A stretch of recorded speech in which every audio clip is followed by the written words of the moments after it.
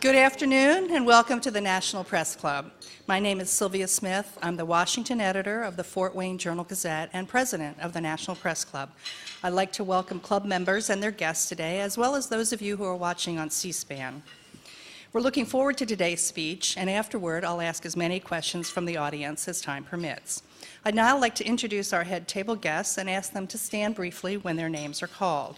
From your right, Bradley Haig, National Geographic Television; Richard Strauss, president of Strauss Radio Strategies; Marilyn Thompson, a reporter of for the New York Times and a guest of the speaker; Joseph Hebert, environmental and energy reporter for the Associated Press and a guest of the speaker; Diane Sines, National Press Club member and director of communications for North America for Oceana; Matt Wald, the energy and transportation correspondent for the New York Times and guest of the speaker, skipping over the podium for a moment; Angela Greiling-Keene of Bloomberg News and chairwoman of the National Press Club Speakers Committee, skipping over our speaker;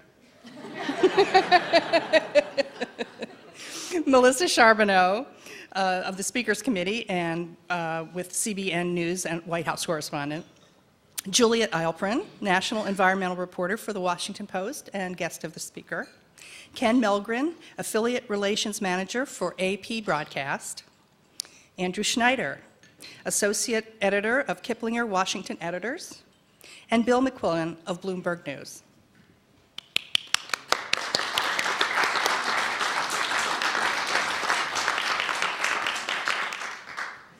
You may know him best as Sam Malone, the womanizing ex-baseball pitcher and recovering alcoholic who owned a Boston bar called Cheers. Actor Ted Danson won 2 Emmys for playing the lovable bartender in the Smash television series. He's gone on to tackle countless other roles in TV and film, including the comedy series Becker, the recently released film Mad Money, and cable drama Damages, for which he received a Golden Globe nomination for his portrayal of business tycoon Arthur Frobisher. But it is damage to the world's oceans and his role as environmental advocate that brings our speaker to the podium today. Ted Danson is the spokesman and board member for Oceana, the largest international watchdog organization dedicated to protecting the world's oceans and marine life.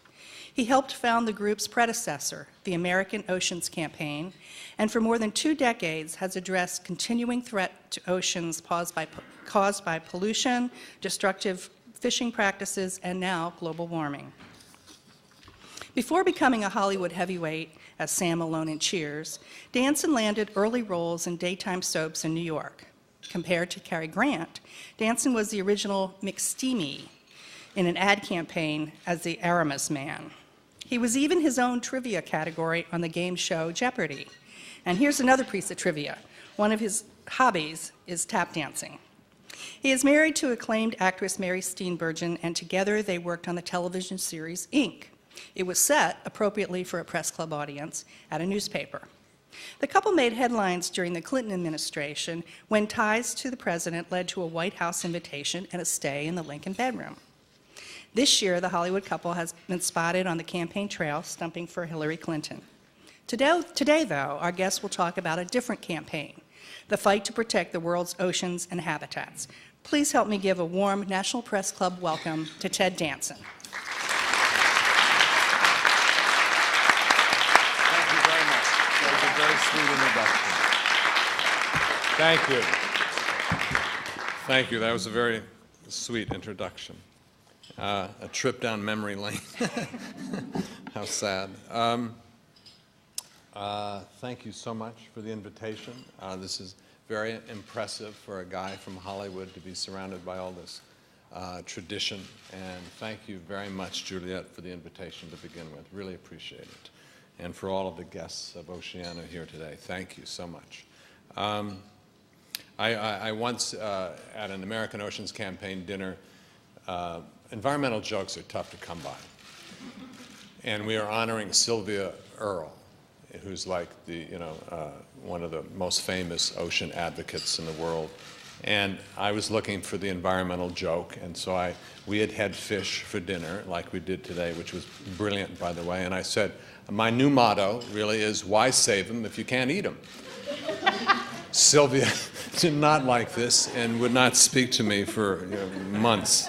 But anyway, great fish today. Thank you. I think it came from Alaska, too, which makes it really, really good and appropriate to eat. Thank you for letting me come talk to you about oceans and some of the problems that we face.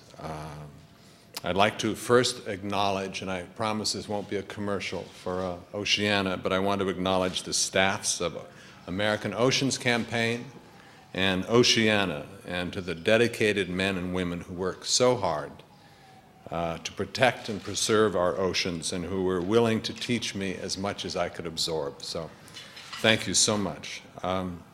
I've been working on ocean issues for 20 years. Actually 53 if you count this really bad dream I had when I was 7. This is actually sadly a true story. I had this high fever, and I woke up screaming and running into my parents' room, and they splashed water in my face and said, "What's wrong? What's wrong?" I said, "I had this nightmare." "What was it?" "Well," and this is verbatim, I was sitting on the beach, 7-year-old, and God's voice said, "Ted, you have 1 hour to empty the oceans into this bucket," and then gave me a spoon with holes in it. True story, that was my nightmare. So it's basically a typical Messiah complex kind of dream, I admit, but you would have to say that I had been concerned about oceans from a very early age. I still have the occasional nightmare, but there has been some movement. The president last year protected a large area of ocean off the Hawaiian Islands. The federal government set aside 750,000 square miles of ocean from bottom trawling. The World Trade Organization is considering language that will limit fishing subsidies. Things are moving, but unfortunately we will know, sadly, we will know in our lifetimes whether we have moved fast enough. I didn't really get interested in ocean work until about 1987. It was about the 5th year of Cheers. My family moved into a neighborhood in Santa Monica, and there was a local fight to keep Occidental Petroleum from drilling, slant drilling into Santa Monica Bay right along the Will Rogers State Beach. It was run by a man named Robert Sulnick, who was an environmental lawyer. I wrote a check. We became great friends. We came up with a way to actually beat them by putting it on, making an initiative on the ballot in Los Angeles, and we actually won. And we so enjoyed each other's company that we wanted to keep working together, and we liked ocean issues. So with a great deal of naivete, we said, let's do something about it. And we started American Oceans Campaign, and it was very, throwing bricks at the Bush administration and very pep rally kind of thinking. But the more we got involved, it became so clear how complicated the issues were, and that throwing bricks really didn't help anything. We had a great staff, very small. We had about 10 people here in Washington and in Santa Monica. And then my friend Robert Sulnick took off to do something else after about, I guess it was about 12, 13 years, and I started looking for an exit plan. I was so embarrassed to keep asking my friends for money. And I'd have friends say, you never call me except when you want money, which was humbling and humiliating because it was true. And so I kept looking for a way out of this. I thought, there must be some way out. And along came Oceana, which was a brand new international ocean advocacy group that was put together by a group of foundations, and it had like $10 million to go with, and the staff was going to be absorbed, everyone would be happy and taken care of, and I was out of there. And then they did this really cheap trick of naming an ocean award after me. And I'm so embarrassed that it worked, typical actor. But also, it was so clear that this was an amazing organization and really positioned to do Great work, great ocean work. So I'm thrilled to be on the board of directors of Oceana. I should mention that Barbara Boxer, then Congresswoman, and George Miller were very influential in my life, starting me doing ocean advocacy work, and they were very generous with their time. All right, here we are. What do scientists tell us is happening with the oceans? Science. Since late 1980s, the fish catch around the world has been declining. More boats go out, bringing back less fish. The technology is such now that you can literally, catch that fish over there. So better technology, more boats going out, and yet the fish catch, for the first time in history since the mid-late 1980s, is declining. Since 1950, when I was a kid, all the big fish that were out there, the big game fish, the marlin, the cod, the tuna, according to Ransom Myers, who did a study, 90% of those fish are gone. This side of the room is still here. All the rest of you are gone if we're big fish. Huge impact. 29% of fisheries around the world have collapsed, and that means that it's below the 10% historical level. If you look over history, and this is the level, it's down 10%. It's not like Canadian cod. It's not a guarantee that they will ever come back, too. Some do come back, some don't. If you take it down below a certain percent, like Canadian cod, will never be back. 75%, according to the UN FAO, of the world's fisheries are either fully fished or overfished. So they are on the brink. According to Boris Worm, another scientist, in the journal Science, says, and other groups of scientists say, by mid-century, if we continue this trend of fishing practices, all of the world's fisheries will collapse. We will not be eating this dinner. Every month, new sea life, sharks, turtles, bluefin tuna, become endangered and are on the brink of collapse. Seafood contamination. Always great to bring up after you've had your salmon. Seafood contamination. We have so much mercury now that the FDA is telling us no swordfish. If you're a woman or a young child, no swordfish, period, and maybe one sandwich of albacore tuna a week, the equivalent of one sandwich a week.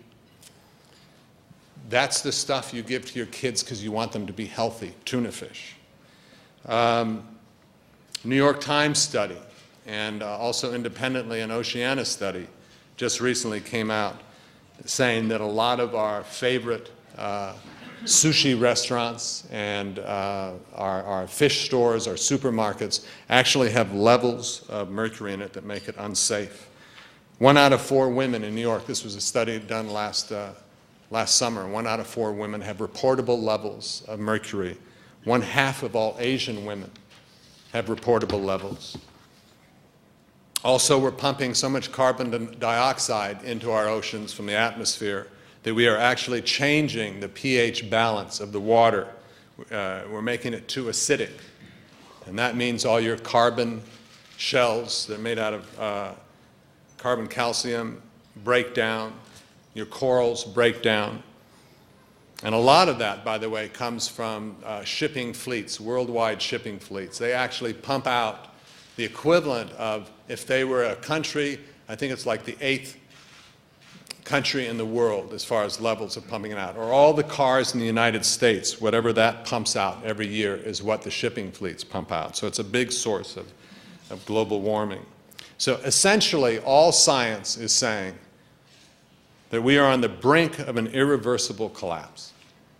And we have been trending this way for the last 20 years. Okay, why do we care? 1 billion people around the world, mostly poor, depend on fish protein for their protein. 200 million people depend on fishing as a way of supporting their families. The EPA says 1 out of 6 women of pregnant-bearing years, 1 out of 6 of you have too much mercury in your system to safely give birth to a child without the possibility of severe neurological damage. The carbon dioxide, the mercury floats down into the water. It's water soluble. Little fish swim around, take it in through their gills. Bigger fish eat those little fish, and we're eating the bigger fish, and by then they have so much mercury that it is very unsafe. It's a real public health hazard. So this is not about saving fish from the goodness of our hearts or taking care of our oceans because we want to be thought of as environmental. This is economic, it is moral, and it is public health. Okay, good news. This is one of those environmental problems that we actually can fix. The oceans are very resilient. During World War II, the North Atlantic, they couldn't fish because of the U-boats. Those fish populations just became hugely abundant as a result of not fishing an area for 5 years. They are resilient. So, what do? First, we can solve these problems because they are mostly national problems. A few fish like swordfish and tuna, you have to have some sort of international laws governing them because they're out in the deep ocean. But most of our sea life is along the continental shelf, which means it's under national waters. So you can approach this. You don't have to have a new international mandate or a new international body to attack a lot of these problems. Second, we know what to do in most cases. It's clear that we have to put a stop to destructive fishing practices. Ocean habitat, all the little nooks and crannies, the coral reefs, where the little fish get to be safe from the big fish and grow into big fish that we eat. When we do bottom trawling now, we destroy those habitats where the nurseries where our little fish grow up. And the gears are now so sophisticated, they used to have to, when they were trawling, lift them up over rocks and nooks and crannies because they would tear up the nets. Not anymore. And they literally, we have amazing footage, sad footage of these beautiful little nooks, crannies, corals turning into a gravel pit, basically. Very destructive. You destroy the habitat, you destroy the nursery. Bycatch. When you're after fish A, you catch all these other fish in your nets, but you don't want them. So, boom, dead or dying, off goes 30% back into the water. 30% of the world's catch, dead or dying, back in the water. 4 pounds of bycatch for 1 pound of shrimp in the shrimp nets. So when you accumulate all of these fishing practices, you really will put a dent into the fish populations of the world. You really will collapse the world's fisheries. So what you need to do is you need to put observers on ships, which is being done. You need to, so that they can count exactly what's going on with science to see what the bycatch is. Then you need to cap it. You need to put a limit. So you're saying, all right, Mr. Shrimp Fisherman, you want your pound of, you have to count the other 4 pounds of bycatch along with your 1 pound of shrimp. And if you go above your limit, that cap, too bad. You have to cap it somehow. So you can't just throw it dead or dying overboard and not count it. And then you can control it by learning, the different habits of fish populations. If turtles are going by this day, you don't do it there, you go do it over there. There are ways to control the amount of bycatch. Third, policymakers should curtail the $20 billion subsidies that each year go to support the worldwide fishing industry. It's about an $80 billion a year industry. All the fish that are landed come to about $80 billion. $20 billion of that goes to bad, meaning not for science, not for making the boats safer, but for bad subsidies that increase the amount of catch. We basically have 2 times the amount of boats out there in the world fishing than we need to for a sustainable fishery. New York Times had an amazing article, the Empty Seas series that they just published. Because one of the things, if you subsidize a fleet, So gas is cheap. We can go from the European Union all the way down to the west coast of Africa, and we can wipe out their fisheries. So it has a moral, question to it as well. So the World Trade Organization should adopt the very strong language that's under consideration by negotiations in the Doha round. And we have great support, actually, in Congress for this. And the U.S. Trade Representative, who we met with yesterday, is very supportive of this. So there's a good chance it will happen. And you really need it to happen because it takes about 8 years for these trade agreements to come around again. So with a new president and a new European Parliament and yada, yada, yada, it becomes like another 8 years that you could address this situation. And by then, if we believe what science says, that by mid-century we could be in a real problem, then we can't wait. We really need this to be part of the trade agreement, the reduction in subsidies, because it's one of the fastest ways to deal with overfishing. Fourth, you enforce the laws that already exist. For example, sea turtles are part of the endangered species. They're threatened by extinction, and yet we still issue permits allowing fishing operations to catch thousands of these animals, and there are ways around it. Turtles, when they panic and they're in a net, go up for air like we would. But fish don't. So you put escape hatches in your nets. There are ways around this. We just need to enforce it and start being smart. And finally, you limit the amount of pollution that ends up in the oceans and in our bodies because of the fish we eat. You reduce the amount of mercury that comes out of coal-burning plants and out of chlorine plants. You use mercury in a lot of these chlorine plants to make the chlorine molecule. You don't have to.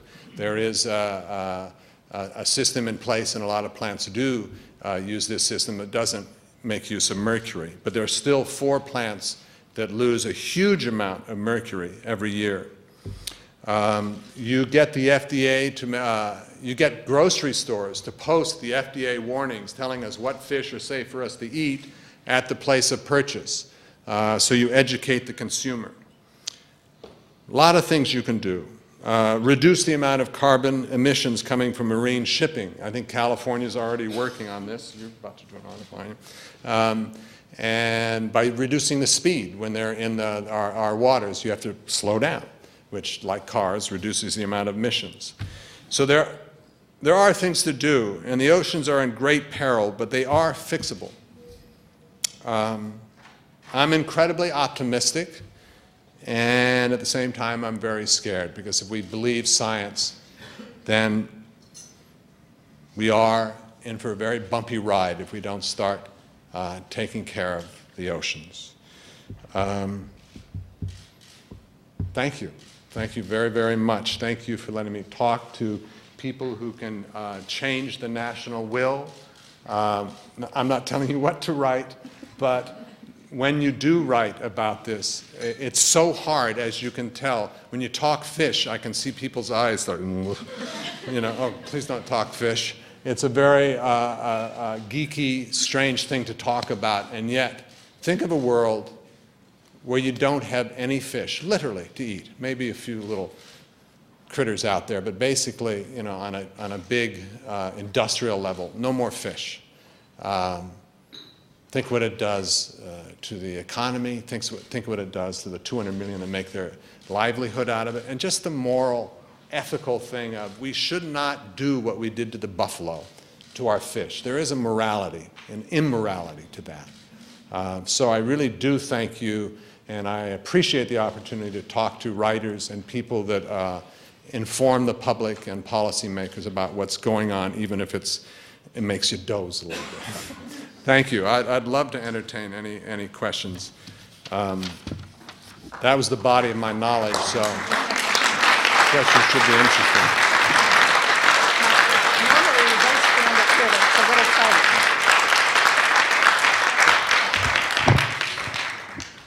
One of the questions is fish and other seafood farming an answer? That was planted by some of my people. Oh, No, kidding, just kidding. Maybe in some cases, but most fish that are farmed are carnivorous. So that creates a problem because to make 1 pound of farmed salmon, you have to catch and grind up 3 pounds of wild fish, make little pellets, and then feed it.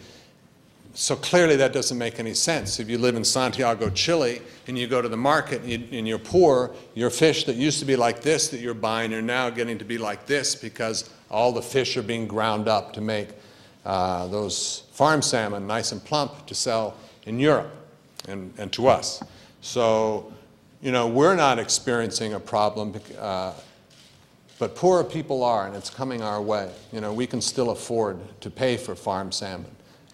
Poor folks, when they go to the market, are noticing smaller and smaller fish. What specific laws or policies would you propose in the short term?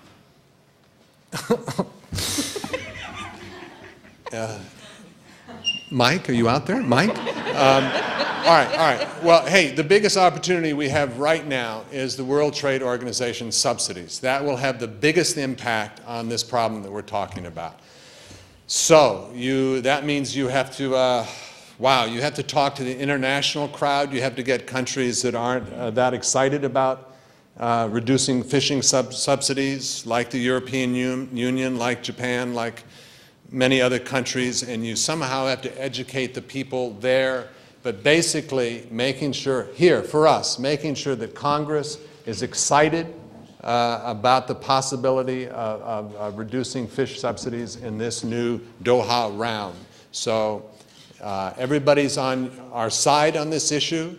They need support and encouragement, but that would have the biggest and fastest impact. I'm sure I'll think of something else in a minute. Okay.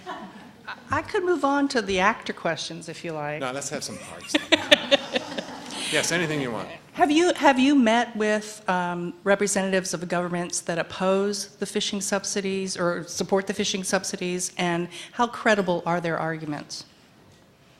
Well, there's an argument about third world. Is that the right terminology? Third world. So you have the West African nations. You have the small island nations grouped in with China, who's also a third world nation. You know, so they're saying, wait a minute, you know, this doesn't make sense. I think that is one of the biggest stumbling blocks. A lot of people have fished out their national waters, and so they almost have to go to international waters to get their fish. I'm kind of, you know what, I'm rambling now. I think the third world issue is a big deal. What else? Whisper something. Come on, let's educate people. Mike, our chief scientist, is here from Oceana. Yell it out. Come on, it's all right. When we were in Geneva, we talked to a lot of different countries, and there are always good political reasons for governments to keep their supporters happy. So fishermen are powerful constituents in many countries, and so there's a lot of political pressure for subsidies. Fortunately, in the U.S., we don't actually have very many subsidies at all, so our fishermen are supportive of leveling the playing field worldwide. Yeah, which is a good argument on our side. You want to level the playing field, because we play basically by the rules here. See, I can answer anything. You're doing great. Is there a need to abandon some species in order to ensure a greater number? And Wow. how could this be handled to reduce harm? Not a prayer. Is there reason to abandon certain species? I don't know. That sounds like a leading question. I wish whoever asked that would come and tell us why. And maybe it is a good idea. I don't know how to answer that. Sorry. But, hey, I won't have my voice from the audience, but please, I will make sure that Oceana, do we know who wrote that? Because we have so many bright people at Oceana, they will get back. Is that fair to do? Great. Who pays for the proposed regulations, the cost of monitoring and enforcement? Would the cost be passed on to consumers? Would that be prohibitive? See, clearly we should have moved to the career questions. I don't know. Mike? Holler that out. Do you know? I've been told that if I answer, I have to go. Good. Let's do this. Come on. This is not show-off time for Ted. This is get work done and hear about oceans. So thank you for coming up here. I mean, there's basically two ways to do it. No, you have to come all the way, buddy. There are basically two ways to do it. One is to have the cost of management paid for as part of government agencies, so the taxpayers would pay for it, or you can have the industry pay for it, in which case consumers would pay for the costs. And it's like every other cost of regulation, a lot of the environmental harm is being done for free, and we're not paying for it. And one of the things that we're seeing in the oceans, we're seeing in climate change, is some of those bills are coming due. And so we'll have to pay it one way or another. Great. Bobby Kennedy Jr. has this great phrase that show me a polluter and I will show you a subsidy. You know, and I think that speaks to really what you say too, that we are subsidizing really bad fishing practices. We're already paying people to do the wrong thing. It wouldn't be so bad to pay people to do the right thing. Well, you led right into this question. Is it about my career? What do you think of free market solution to pollutions and overfishing, such as buying or selling portions of rivers? Never heard of that. But you know what? Free market's probably not a bad thing, but there is no free market. I mean, every problem we have comes from subsidizing, I think, you know. So I don't know how to answer that. Mike, where'd you go? Mike? That's a tough one, isn't it? I'm not sure I even understand. What do you think of free market solutions to pollution and overfishing?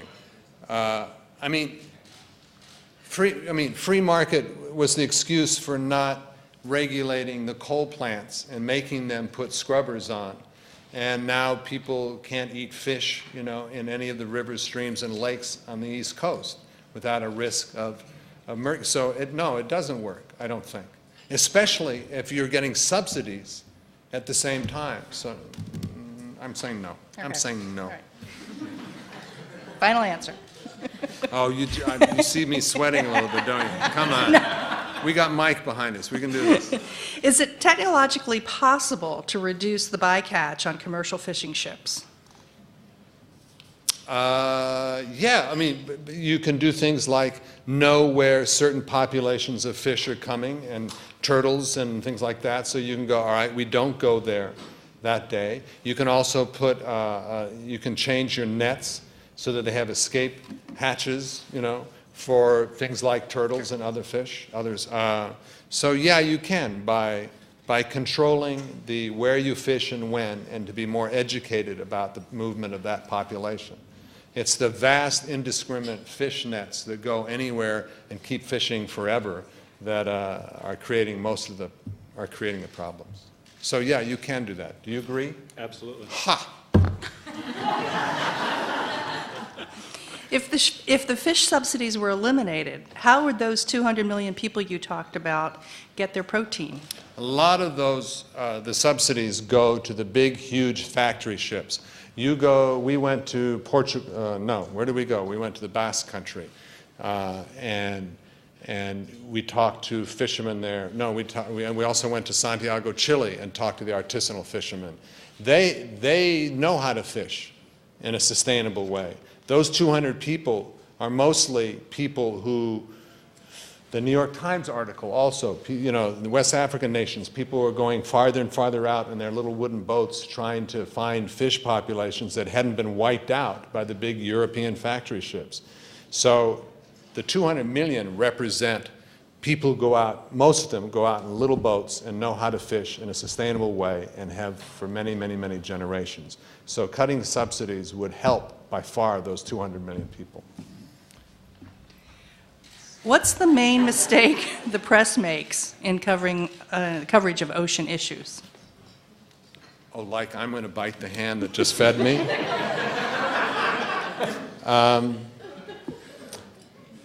It's tough, you know.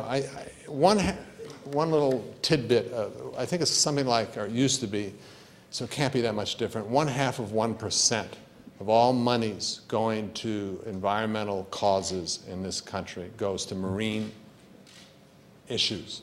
So that kind of, First Amendment, follow the speech, follow the money.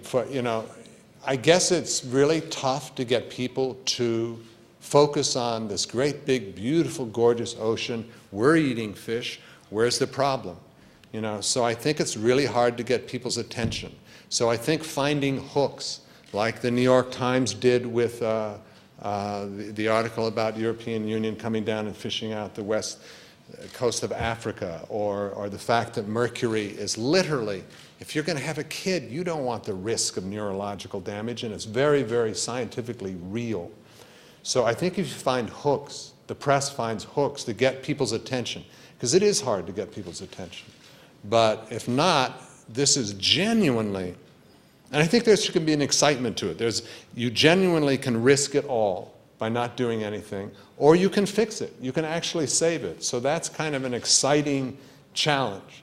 But I think people need to be aware that it's very, very real. It's not, as I have been accused of by Rush Limbaugh, that of overstatement. It's not environmental hyperbole. The science is there to say we are trending towards a very serious collapse of all of our fisheries if we don't change our ways. So I think finding hooks to get people's attention would be a great thing.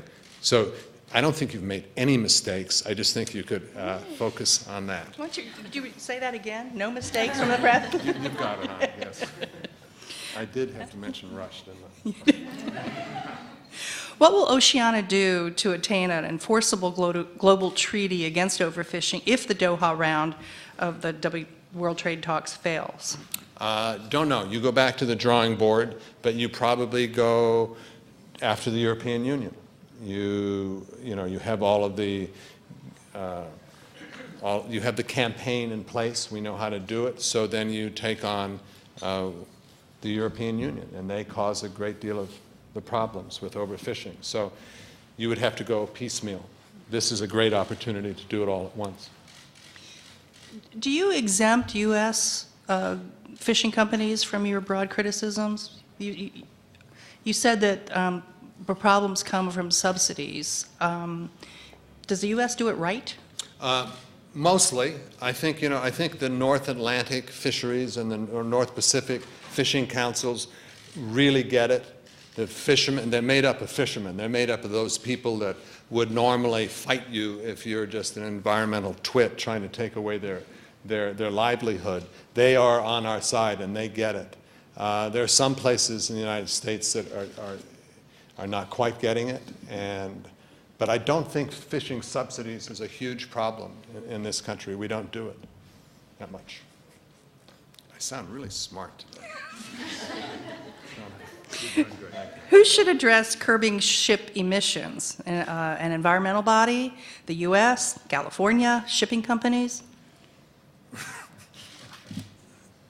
Okay, who should address curbing shipping? Well, in California, we're going after it as a state. I guess you want, I don't know. Mike, what do you think? Well, ultimately, it's equivalent to the WTO. The International Maritime Organization is the UN body that regulates shipping. We've actually petitioned the Environmental Protection Agency to regulate shipping emissions of ships that come in U.S. waters. We believe that U.S. law already gives the EPA the authority to do that, and just as the Supreme Court has confirmed that they have the authority to regulate automobiles, we believe they ought to regulate shipping. If the U.S. did it, the European Union in this particular case seems to be quite serious about taking on shipping. If those two blocks take it on, we think there's a good chance that the rest of the world will follow. Thank you. Is your campaign hurt by all the other issues that consume time, energy, and money, particularly the war in Iraq and the economy? I would have to say, I would have to guess yes. I think global warming, rightfully so, has taken up a great deal of attention, and rightfully so. But at the same time, you need to take care of business. So if you take care of global warming and you turn around and there are no fish, you'd be very sad. So I think you have to do it all. But yes, I think all of the above. I think the economy and, yeah, Iraq, everything. Does Oceana plan to participate in the Ocean Expo 2012 in South Korea? I don't know. I don't know. We might. I don't know. Somebody wants to know. That's good. If we were invited. There was a recent report about a dead zone created in the Gulf of Mexico from phosphorus and nitrogen, which is nitrogen's a major ingredient in agricultural fertilizer. Would you go so far as to say U.S. agriculture should not use fertilizers? I wouldn't. Mike might. I would. No, but it is a huge problem. And you know, how close the agriculture is to rivers and streams is a huge problem. If you get too close, all of your fertilizer does leach. The truth is, we're all like 50 miles from the ocean. We all are, well, I can't remember the wonderful catchphrase, but everything we do in life basically ends up in the coastal zone. You know, your fertilizer, what you put down your sinks, everything, our toxic kind of lifestyle does get in the water system, farming included. So yeah, if there was some way that we would be less toxic with our pesticides and everything, obviously that would be better for all of us in many, many, many ways. But I don't have a real educated. What? Would you ban them? Would I ban them? If I were king? Sure. Yeah, if there was I'd probably have to make sure there was some sort of alternative, you know, so that we didn't lose all those potatoes. You know, I don't know. If I were king, yes, damn it, they're out. They're out. The law of the sea treaty would establish, as you know, procedures for ocean treatment, such as seabed mining and fishing regulations. Has Oceana lobbied senators for ratification of the law of the sea treaty?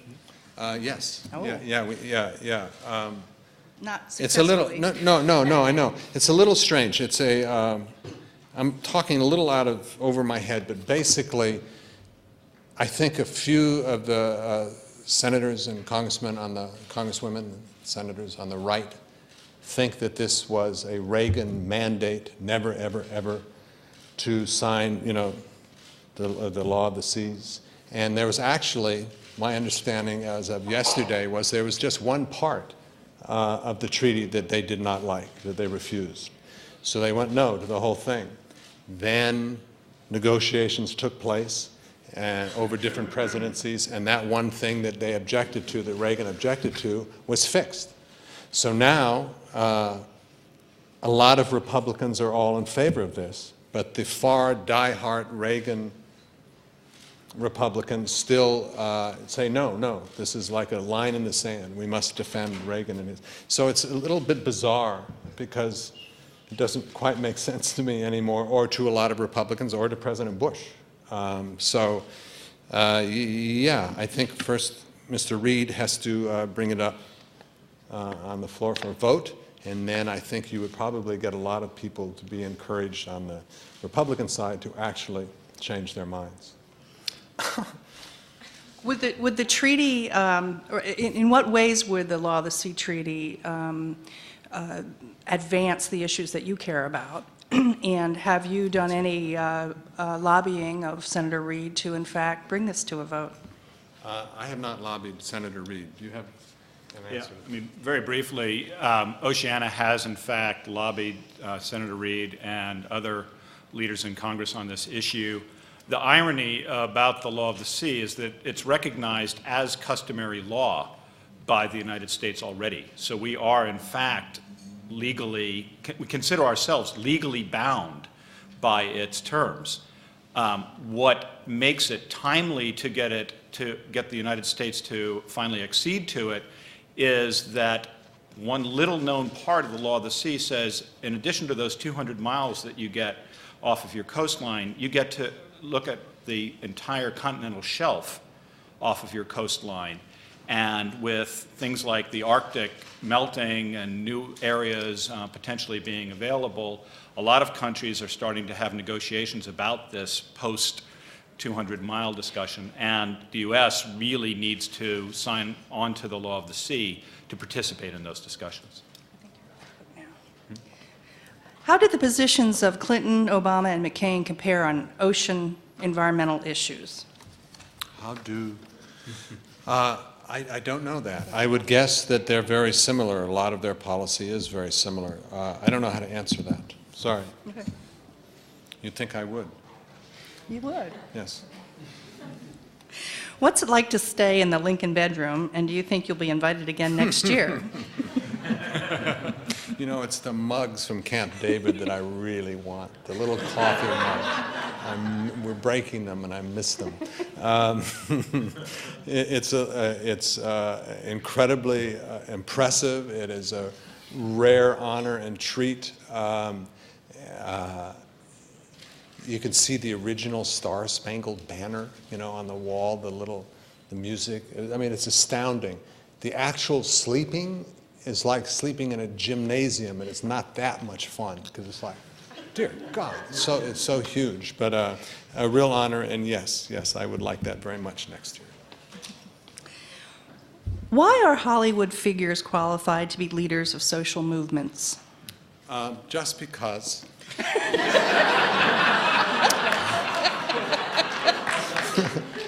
You know, we're not.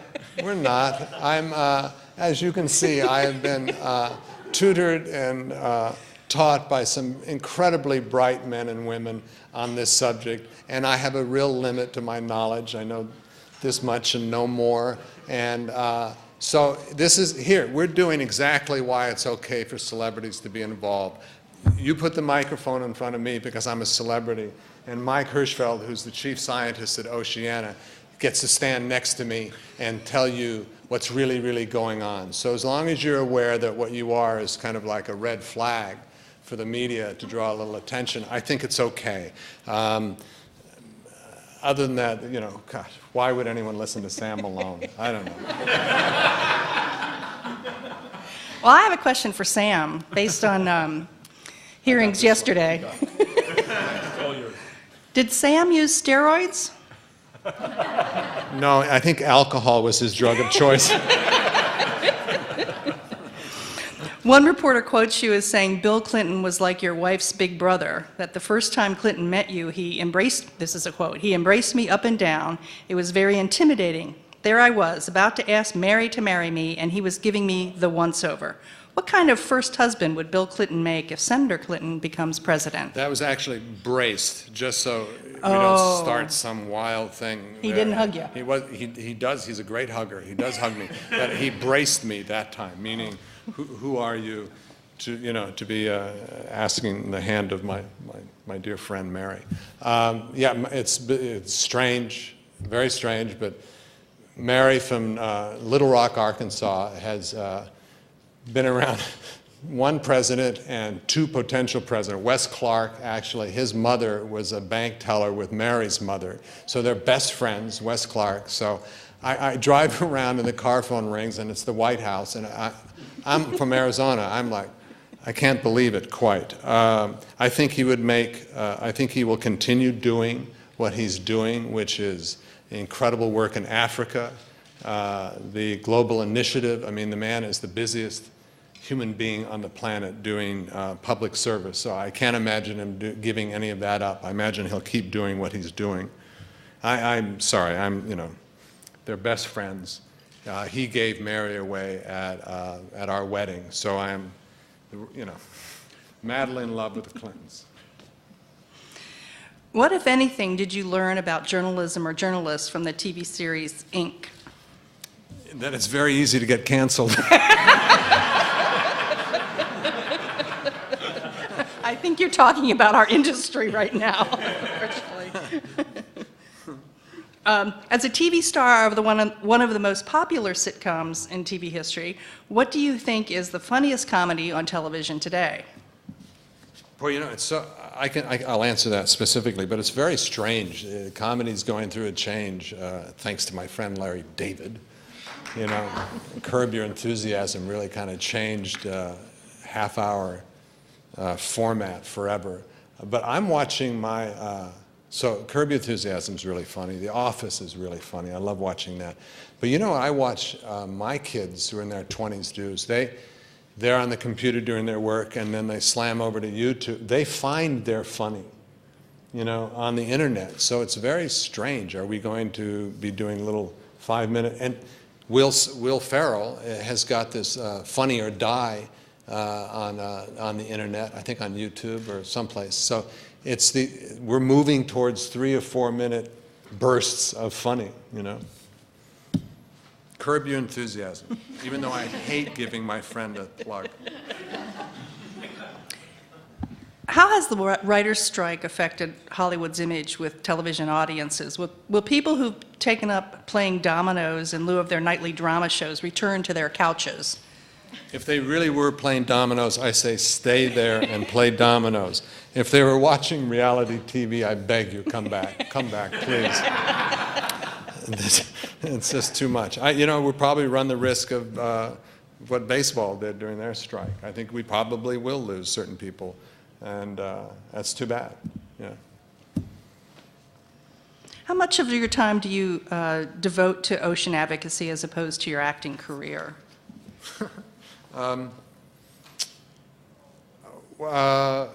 Less than I did with American Oceans Campaign, because I was kind of the chief bottle washer along with my friend Robert Selnick. But I don't know, I do about 3 or 4 board meetings a year. I narrate films, you know, a couple times a month. I'll do a press conference here or there. What I love doing now, and I mean, clearly I'm a layperson to ocean advocacy around the staff, but I love being around and being able to brainstorm with the board of directors and staff. To me is so exciting. So as often as I can. And what kind of things are you doing for the Clinton campaign? And is this the first time that you've been particularly active? And what observations do you have sort of from that perspective? Oh, brother. C-SPAN, right? We went to Iowa, my wife and I. Mary is, my wife, Mary Steenburgen, she's worked nonstop during the strike. I don't know how that happened. But so we haven't been able to travel as much as we hope to do. So we've been doing lots of interviews. Mary's introduced her 2 or 3 times around the country. We went to San Francisco. We did something in Martha's Vineyard. So we'll do radio and TV interviews whenever we can. And we're probably going to go, to Texas, and we're going to go to Ohio, we're going to go to Pennsylvania, and work very hard. What observations? I loved last night's dinner, by the way, celebrating women in your field.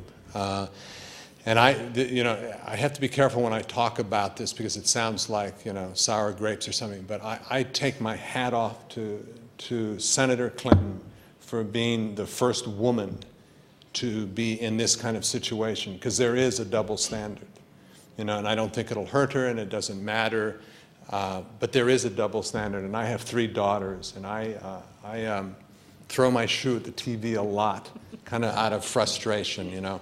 2 guys go at it, and they're good old boys, you know, giving each other a good licking. And if she says something mean to a man, dear God, what a, you know, terrible person she is. So it's a very strange position to be in. Luckily, it doesn't seem to faze her that much. So that's my one observation. After singing and dancing in Body Heat, have you had an opportunity to use those skills again, or will you in the future? No. I don't work out at the gym anymore. It's all rehab now. It's all classified as rehab. Well, we're almost out of time, but before asking the last question, I have a couple of things to tell you all. First, let me remind our members of upcoming speakers. On February 29th, the Commissioner of the Food and Drug Administration, Andrew von Eschenbach, will be here. On March 17th, we have a twofer. Terrence Jones, President and CEO of Wolf Trap for the Performing Arts, will have a special guest with him, Marvin Hamlich, and I understand there's a piano in the possibility. And on March 21st, the President and CEO of the Mayo Clinic. And then I would also like to do make a presentation to our speaker. This is a copy of, it's the Press Club's 100th anniversary this year, and we've made a documentary, and we've cast a medallion in our honor, and I'd like to present you those. Thank you. Thank you very much. I really appreciate that. And then my last question is, what was it like to work for a number of years with Fort Wayne native Shelley Long? Was she the prickly pear that people say she is? Do you think I was born yesterday? That's my local lead. Shelley Long put Cheers on the map. Shelley Long's character had not been seen on television before. She was absolutely brilliant and one of the best dance partners I've ever had. There's your lead, and it's the truth. Thank you. Thank you very much. It was a pleasure to have you. Yeah, really, Great sport.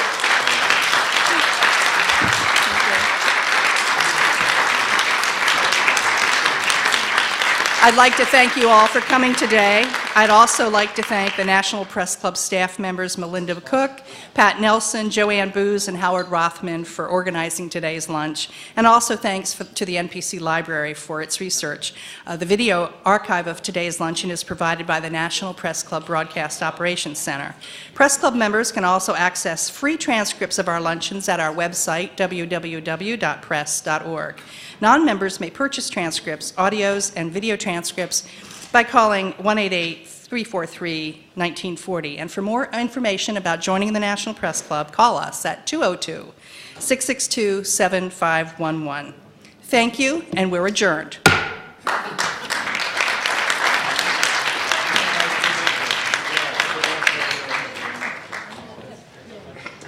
You were a great sport. Thank you very much. I really enjoyed it. Thank you very much.